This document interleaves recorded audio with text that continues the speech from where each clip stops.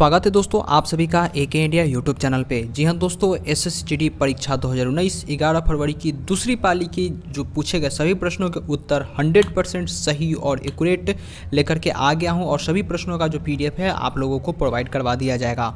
जी हाँ दोस्तों, आज हम आप सभी को दूसरी पाली में जितने भी प्रश्न पूछे गए वो सभी प्रश्नों के सही उत्तर देंगे, वो भी 100% एक्यूरेट के साथ। लेकिन फ्रेंड्स आप सभी को बता दें, जो दूसरी पाली की आपकी पेपर गई है वो आपकी थोड़ी सी मॉडरेट लेवल की रही है। ठीक है, तो पेपर इजी नहीं पूछा जा रहा, अभी पेपर का लेवल मॉडरेट ही रह रहा है।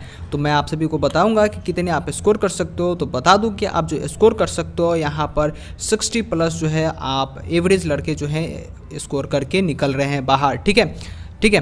अब देखो, निगेटिव तो है नहीं, सबसे पहली बात निगेटिव है नहीं आपकी, तो लड़के 100 में 100 बना कर रहे हैं। लेकिन जो कंफर्मेशन बता रहे हैं कि सर 60+ ही मेरा लग रहा है कि सही जा रहा है, तो ऐसे लड़के निकल के आ रहे हैं। तो 60+ एवरेजली मैं लेकर के चल रहा हूँ। अगर दोस्तों आप लोग हमारे चैनल पर पहली बार आए तो चैनल को सब्सक्राइब करके बेल आइकन को दबा लीजिएगा, क्योंकि आपको पूरे महीने एसएससीजीडी की एनालिसिस की वीडियो आपको यहाँ मिलेगी, वो भी सही और सटीक।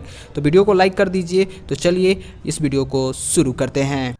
सब्सक्राइब करें एके इंडिया यूट्यूब चैनल को, साथ ही साथ बेल आइकन को प्रेस कर लें ताकि आपको हर एक अपडेट मिलते रहे। और हमारे दूसरे चैनल टेक सर्जी को भी सब्सक्राइब कीजिए और बेल आइकन को दबा लीजिए ताकि आपको हर एक टेक्नोलॉजी संबंधित खबरें मिलती रहें।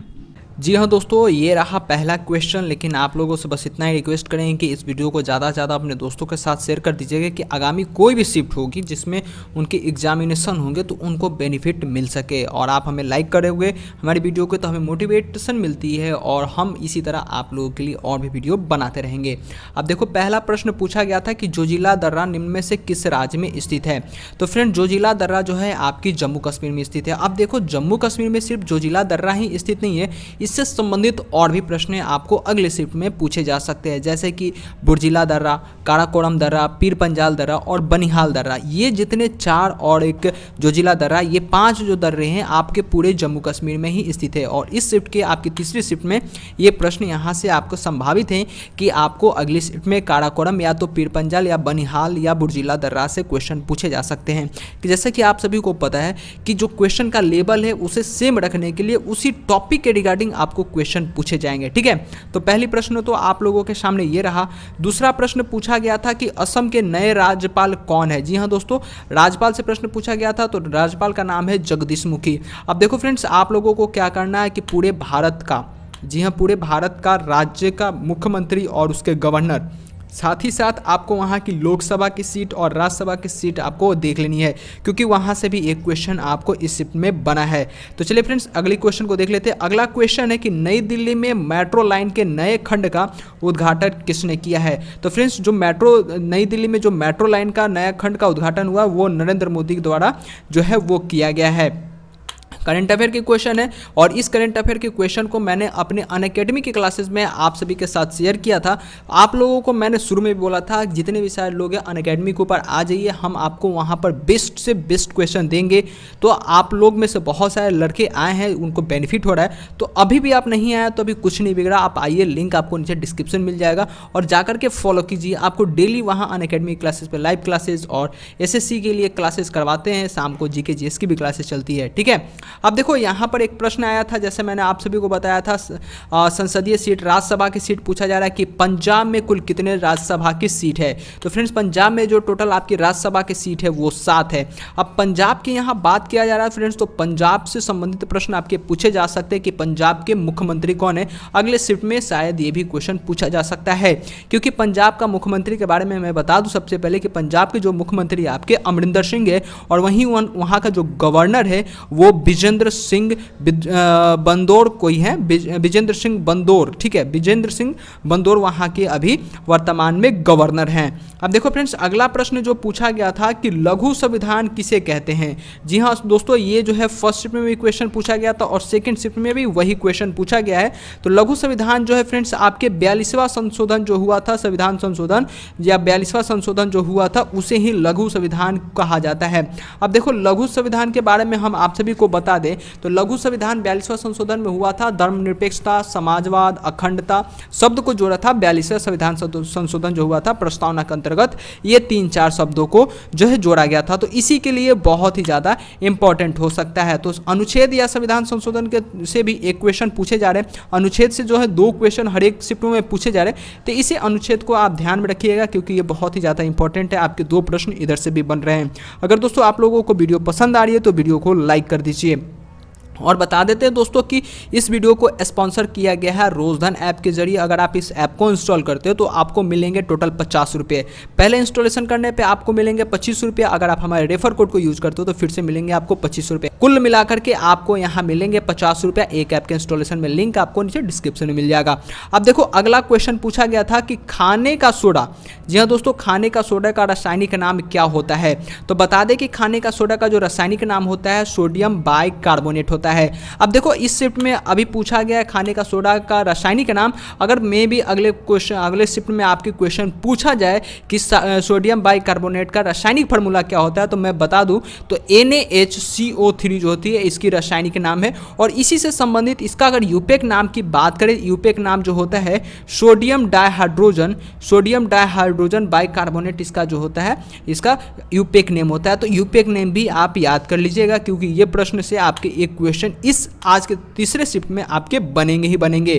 ठीक है, अब देखो अगला प्रश्न है कि केल्विन मापने की इकाई है। केल्विन किसको मापता है। तो केल्विन जो है आपको तापमान को मापता है।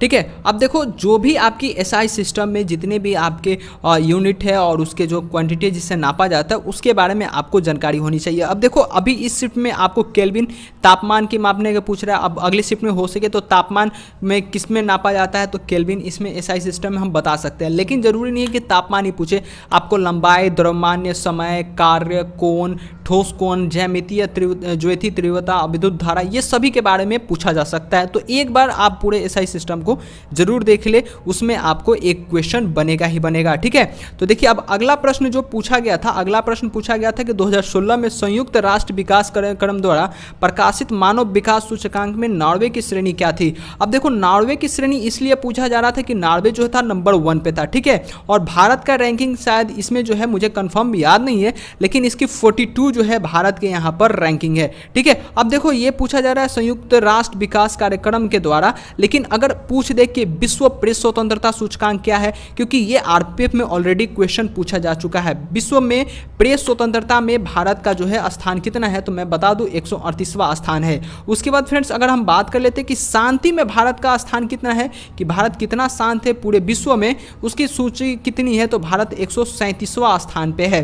अगर वहीं बात कर लेते हैं फ्रेंड्स कि भ्रष्टाचार में भारत का रैंकिंग कितना है तो भ्रष्टाचार में भारत का जो रैंकिंग है वो आपका 81वां जो स्थान भारत को मिला हुआ है।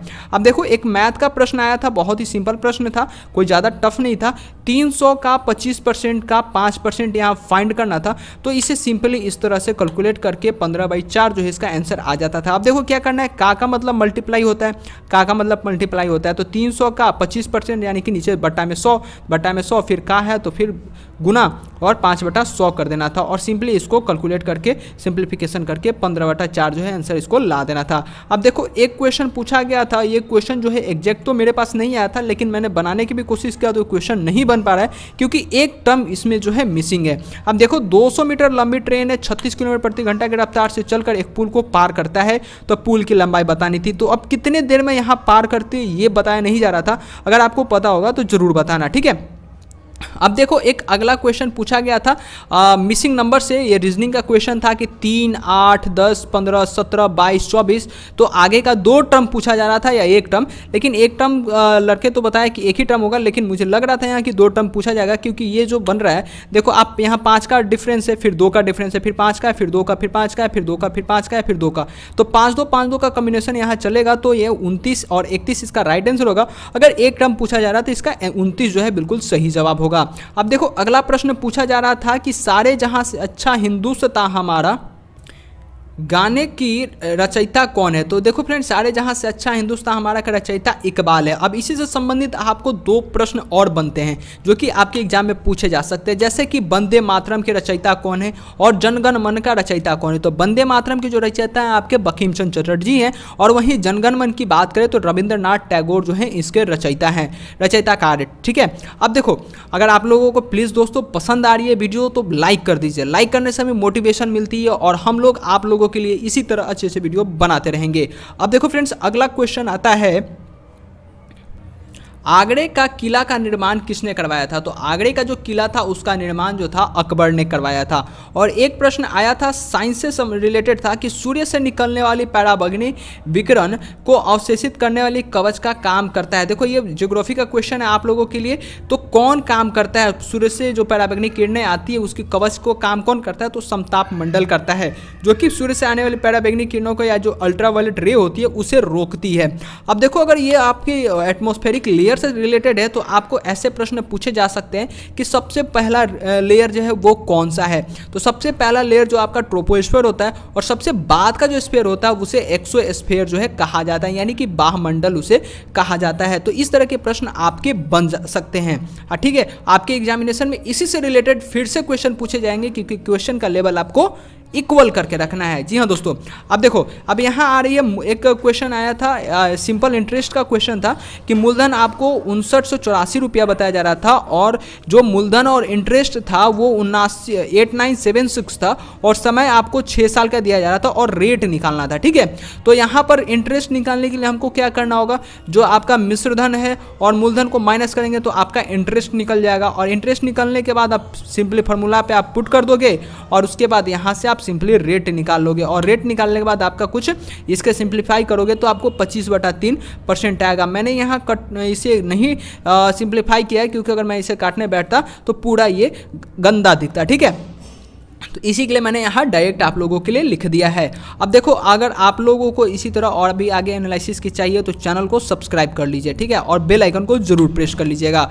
अब देखो, यहाँ पर एक क्वेश्चन है, लोहे पर जिंक की परत चढ़ाने के प्रक्रम को क्या कहते हैं? देखो, इस क्वेश्चन को मैंने अपने अनअकैडमी के क्लासेस में इसको डिस्कशन करवाया था। अगर आप लोग अनअकैडमी के क्लासेस करते तो आपका यहाँ से भी एक क्वेश्चन अटैम्प्ट हो जाता था। देखो फ्रेंड्स, एक क्लासेस की कितनी वैल्यू है, हम जो आप लोगों को करवाते हैं हर एक शिफ्ट में एक दो क्वेश्चन आप लोगों के लिए हमारे अनअकैडमी क्लासेस से मिल रही है। अगर आपको अभी भी ट्रस्ट नहीं होता, लिंक आपको नीचे डिस्क्रिप्शन में आप जाकर के खुद देख सकते हो, उसके बाद बोलोगे कि हाँ सर आप बिल्कुल सही बोल रहे थे। अब देखो, गैल्वेनाइजेशन को आप हिंदी में यसद लेपन भी बोल सकते हैं। शायद यसद लेपन ही आपके ऑप्शन में दिया गया था, लड़का जैसे बता रहे थे, लेकिन जो क्वेश्चन आया था मेरे पास यही एग्जैक्ट आया था, और इसी में मैंने आप लोगों को ये आंसर बताया। इसीलिए मैंने गैल्वेनाइजेशन और यसद लेपन दोनों आप लोगों के लिए दिया था। अब देखो, एक क्वेश्चन आया था, ईसीजी का अभिप्राय क्या होता है? यानी कि ईसीजी का फुल फॉर्म यहां पर पूछा गया था। इलेक्ट्रोकार्डियोग्राम जो है ईसीजी का फुल फॉर्म होता है। अब देखो, ईसीजी से संबंधित एक प्रश्न है कि इसके आविष्कारक कौन है। हमेशा ये क्वेश्चन पूछे जाते हैं हर एक एग्जामिनेशन में। ठीक है, और बहुत ही मोस्ट इंपॉर्टेंट क्वेश्चन होता है। तो मैं बता दूं, जो आविष्कारक हुए इनके विलियम में है, ये विलियम कोई करके, विलियम एथोवेन इनका नाम है। आप एक बार मैं फिर बता देता हूं, विलियम एथोवेन। ठीक है, इसे आप कंठस्थ कर लीजिए। अब देखो, एक क्वेश्चन आया था आपका रीजनिंग से ही रिलेटेड था, लुप्त संख्या ज्ञात करनी थी। 3, 8, 4, 6 था, 6, 4, 9, 6, 4, 2, 12 था, 9, 12, और यहाँ फाइंड करना था ये डिजिट, उसके बाद एक 9 नंबर था। अब देखो, इसे कैसे फाइंड करना था? 3, 8, 24, 24 को 6 से डिवाइड करेंगे तो 4 आ जाएगा। 6 चौको 24, 24 को 12 से डिवाइड करेंगे तो 2 आ जाएगा। यहाँ पर मैंने इसका सॉल्यूशन निकाला है। उसी तरह 9, 12, 72, 72 को 9 से डिवाइड करेंगे तो आपका ये 12, यानी कि ये ऑप्शन बिल्कुल सही होगा। ठीक है, अब देखो, एक प्रश्न आया था आप लोगों के लिए कि भारत के उत्तरी मैदान 3 प्रमुख नदियों प्रणाली से बने हैं, जो सिंधु, गंगा और एक कौन नदी है? तो वो ब्रह्मपुत्र नदी है, जो कि इन 3 प्रमुख नदियों की भारत की जो प्रणाली है उत्तरी भारत की वो बनी हुई है। अगर यही बात कर लेते हैं फ्रेंड्स कि आपकी गंगा, सिंधु और ब्रह्मपुत्र के लिए, तो गंगा नदी की लंबाई कितनी और गंगा नदी निकलती कहाँ से है? तो देखो, ये भी प्रश्न बहुत ही इंपॉर्टेंट है और पूछे जाएंगे आपके एग्जामिनेशन में। तो गंगा जो है फ्रेंड्स, आपकी गंगोत्री से निकली है और इसकी कुल लंबाई जो है 2525 किलोमीटर है। जी हाँ दोस्तों, इसकी कुल लंबाई कितनी है? 2525 किलोमीटर है। अब दूसरी बात करते हैं सिंधु नदी की, कि सिंधु नदी कहाँ से निकलती है। तो सेंगजेंगम्बो एक जगह है आपकी तिब्बत में, जहाँ से आपकी सिंधु नदी निकलती है। ठीक है, अब ऑप्शन में तिब्बत दिया जा रहा है या कहाँ दिया जा रहा है, उसके हिसाब से आप मार सकते हो, लेकिन यहाँ जो ऑप्शन एग्जैक्ट आंसर जो होगा इसका सिंधु का, सेंगजेंगबो एक जगह है जो कि कुल लंबाई इसकी है 3180 किलोमीटर। जी हाँ दोस्तों, अब वहीं ब्रह्मपुत्र नदी की बात कर लेते तो ब्रह्मपुत्र नदी जो है हिमालय से निकलती है, जो कि तिब्बत में एक जगह है वहाँ से निकलती है और इसकी कुल लंबाई जो है 2900 किलोमीटर लगभग पड़ता है। ठीक है, अब देखो आज का जो आखिरी क्वेश्चन मेरे पास आया है, संयुक्त राष्ट्र संघ के अस्थायी सदस्यों की संख्या यहाँ पूछा गया था। तो संयुक्त राष्ट्र संघ के अस्थायी सदस्यों की संख्या कितनी है? 5 है। तो मैं आप सभी को बता दूँ, अगर संयुक्त राष्ट्र संघ की बात हो रही है तो कब इसकी एस्टेब्लिशमेंट हुई थी? तो 1945 ईस्वी में इसकी एस्टेब्लिशमेंट हुई थी। और ये प्रश्न पूछे जा सकते हैं, अगर संयुक्त राष्ट्र संघ के सदस्य के बारे में जब पूछा जा चुका है तो ये भी प्रश्न आ सकते हैं कि उसके सेक्रेटरी जनरल का नाम क्या है। तो उसके सेक्रेटरी जनरल का नाम जो है फ्रेंड्स एंटोनियो गुटरस जो है, गुटरस, उनका एंटोनियो गुटरस नाम है सेक्रेटरी जनरल का। अब देखो, आप भी सोच रहोगे कि अस्थायी सदस्य कौन कौन से हैं। तो अस्थायी सदस्य फ्रेंड्स आपके यहाँ पर चाइना, उसके बाद आपके फ्रांस, उसके बाद आपके रसिया, उसके बाद आपके फ्रेंड्स आते हैं यूके, उसके बाद आपके आते हैं यूएसए। ठीक है, यूएसए यानी कि यूनाइटेड स्टेट और यूके। अब देखो, अब ये 5 को आप याद रख सकते हो, बहुत ही अच्छा ट्रिक है। ट्रिक आपको रूस का फेस से याद रख सकते हो, रूस का फेस। ठीक है, सिंपली आप रूस का फेस से याद रख सकते हो, रूस से रूस, और फ्रेंड्स आपका एफ से फ्रांस, ए से अमेरिका, सी से चाइना और एफ एस सी ई से इंग्लैंड। ठीक है, तो इस तरीके से आप याद रख सकते हो। और आप लोगों को कैसा लगा ये पूरा सेशन, आप लोग नीचे कमेंट सेक्शन में जरूर बताइएगा। और वीडियो पसंद आती है तो वीडियो को लाइक करके अपने दोस्तों के साथ शेयर कर दीजिएगा, ताकि हमारे द्वारा जो दी गई जानकारी आपके सभी दोस्तों तक पहुंच सके। और आप इसी तरह एनालिसिस की वीडियो देखना चाहते हैं तो हमारे चैनल को सब्सक्राइब करके बेल आइकन को दबा लीजिए, आप लोगों को हर एक एनालिसिस की नोटिफिकेशन मिलती रहेगी। मिलते हैं आप सभी से अगले लेसन में, तब तक के लिए जय हिंद, वंदे मातरम।